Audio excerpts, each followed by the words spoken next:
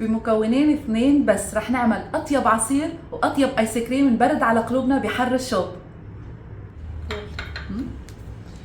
رح احط فراولة مفرزة، موز مفرز او فريش، عسل وشوية مي باردة وعلى الخلط.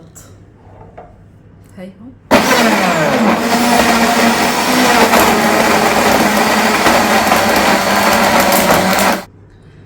وهيك بيكون طلع معنا اطيب عصير سموثي نبرد على قلبنا بهالشوبات.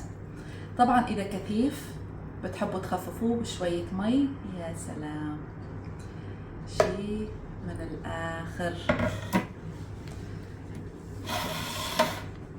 نعناع،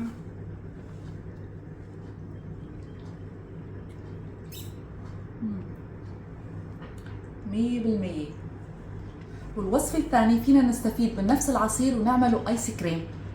رح نحطه بعلبة وندخلها على الفريزر ساعتين 3 او كل الليل، واستمتعوا بأطيب ايس كريم فراولة على الفريزر. وهي الايس كريم بعد تقريبا 3 أو 4 ساعات من الفريزر